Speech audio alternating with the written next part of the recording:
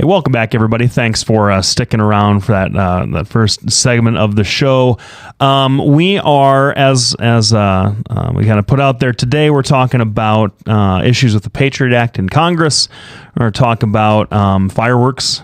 Close. They're not quite legal yet, but they're getting there. Almost. They're winding their way through it. Here in Iowa, finally. I don't think you're going to see a lot of disagreement between the two of us on that one. Nope. And then talking about a little of this this Duggar fallout, I've got some thoughts on that, kind of in general, but also as it relates, I think specifically to Mike Huckabee. Both he and the Duggars are from Arkansas, and he's come out in support. But Doc, you'll be able to illuminate that a little bit more later in the show, and the effect that may or may not have on his presidential aspirations this time around. So, over the break, we noticed that there was a kind of a flub about the statement from the Vatican. Now, the Pope has not said anything, correct? Well, there was you misread, or we misread the quote. It wasn't from the Pope that's talking about the defeat for humanity. It was his Secretary of State, the Vatican secretary, basically, one of the spokespeople. Parolin, yeah, and so and that actually kind of is more consistent.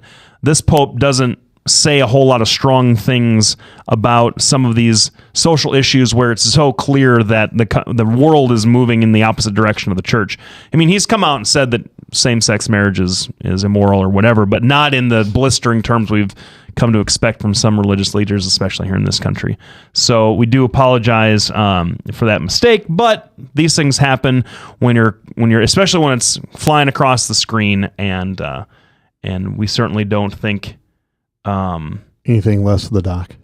Absolutely not. No. If that was so, what are we talking about now? Well, you wanted to talk about the Patriot Act, I know. Oh yeah. Because this is interesting because I feel like my esteemed colleague, learned partner, and all around wonderful human being, Dr. Petrosh, finds himself walking a tightrope sometimes when it comes to foreign policy, especially Bush-era foreign policy and the Patriot Act. Now, I'm not going to take any cheap pot shots at George Bush right now, but the Patriot Act... Well, it won't be a Doc and Lefty show if you don't. Okay, George Bush is terrible. But anyway, W. Bush. I'm ambivalent as to HW. No, I'm just kidding. No, we're not. But we are talking about the Patriot Act, and it's relevant because it just came up for its renewal vote here, I think... I don't remember when the sunset was. It 12 years or 13 years or something? Yeah, something like that. But no, it's 14 because it's 2001 is when it was passed. I believe. Well, it needed to be passed, I think, on Friday night. That's what I believe. Okay, but it was up for renewal, and Republican presidential candidate and Kentucky, a junior senator from Kentucky, Rand Paul, attempted a filibuster to prevent a vote on the Patriot Act reauthorization from going through the Senate. That's interesting for a couple of reasons. The first reason that I think is, boy, that really gives some of the more hawkish Democrats a lot of political cover if he was able to pull that off. Now, he wasn't, but Doc, if you watched closer than I did, what did he try to do, and was he successful? Well, he's successful in one respect, in that he's actually got it so that it's delayed. No, he got it to where people couldn't vote on it. Now, keep in mind, the hatred of the Patriot Act runs strong in the entire Paul family. Ron Paul campaigned against it. That's right. Rand Paul is campaigning against it. I think he's campaigning a little bit more sensibly than his dad did. His dad was very outspoken. He just came out and said it, and Rand Paul's a little bit more circumspect. But what he did is he's filibustered this more than once. And he filibustered it back in December, but couldn't get any. I mean, you can only talk for so long before you need a rest.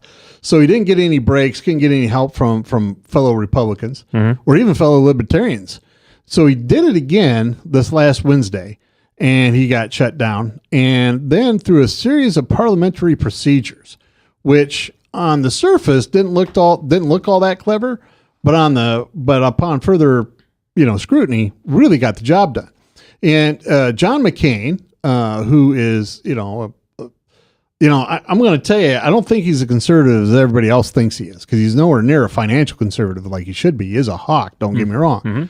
But he came out against Rand Paul, but Rand Paul was able to maneuver it so that the vote wasn't taken this weekend. And of course, senators being senators go, well, the nation's business can wait while I take my recess.